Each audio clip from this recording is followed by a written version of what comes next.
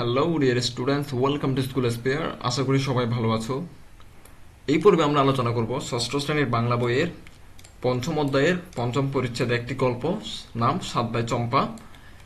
এবং এটি একটি কল্পনা নির্ভর গল্প, এবং এই গল্পের উপর ভিত্তি করে তোমাদের পাঠ্য বইয়ের 87 এবং 88 নং পৃষ্ঠায় একটি অনুচ্ছেদ লিখতে বলা হয়েছে। চলো আমরা আগে প্রশ্নটি দেখে নিই। প্রশ্নটি হচ্ছে, সাত ভাই চম্পা গল্পটি নিজের ভাষায় বলো এবং নিজের ভাষায় লেখো। এটি তোমাদের পাঠ্য বইয়ের 87 নং পৃষ্ঠায় অবস্থিত। তোমরা পাঠ্য বই খুললে দেখতে পারবা। তো আমরা চলো উত্তরটা দেখে নিই। তবে উত্তরটা দেখার আগে আরেকটি ভালো কথা, যে তোমরা এটি অবশ্যই অবশ্যই আগে গল্পটা পড়ে নিবা, না হলে এখানে কিছু বুঝবা না। ঠিক আছে, আমরা উত্তরে চলে যাই।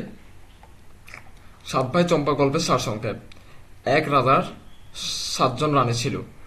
বড় রানীরা অহংকারী এবং হিংসুক ছিল, কিন্তু ছোট রানী শান্ত ও মিষ্টি স্বভাবের ছিলেন এবং রাজা তাকে সবচেয়ে বেশি ভালোবাসতেন।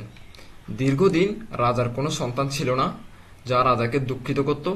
পরে ছোট রানী গর্ভবতী হলে রাজা খুব খুশি হন, কিন্তু বড় রানীরা হিংসায় ছটফট করতে থাকে। ছোট রানী 7টি ছেলে এবং একটি মেয়ে জন্ম দেন, কিন্তু হিংসুক বড় রানীরা এই খবর রাজাকে জানানোর পরিবর্তে মিথ্যা বলে যে শিশুগুলো ইঁদুর ও ব্যাঙের ছানা। তারা শিশুগুলোকে পাত্রে ভরে মাটিতে পুঁতে দেয় এবং রাজাকে ছোট রানীকে রাজপ্রাসাদ থেকে বের করে দিতে বাধ্য করে।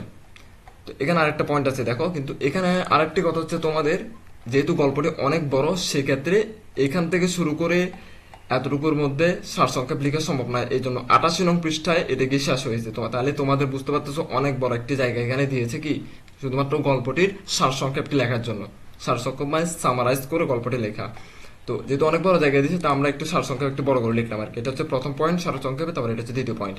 কিছুদিন পর রাজা জানতে পারেন যে রাজবাগানে 7টি চাপা ফুল এবং একটি পারুল ফুল ফুটেছে। যখন রাজা সেই ফুল তুলতে যান, তখন ফুলেরা তাকে বলে ছোট রানী ছাড়া তারা আর কাউকে ফুল দেবে না। রাজা ছোট রানীকে খুঁজে এনে ফুল তুলতে বলেন। তখন ফুলের মধ্য থেকে 7টি ছেলে এবং একটি মেয়ে বেরিয়ে আসে, যারা আসলে ছোট রানীর সন্তান। রাজা সত্য জানতে পেরে ছোট রানীকে ফেরত নিয়ে আসেন এবং বড় রানীদের শাস্তি দেন। এভাবে ন্যায় ও সত্যের জয় হয়। তো এতটুকু ছিল আজকের পর্ব। ভালো লাগলে অবশ্যই ভিডিওটি বন্ধুদের সাথে শেয়ার করবা, লাইক করবা, কমেন্ট করবা এবং অবশ্যই অবশ্যই চ্যানেলটি সাবস্ক্রাইব করে পাশে থাকবা। ধন্যবাদ সবাইকে।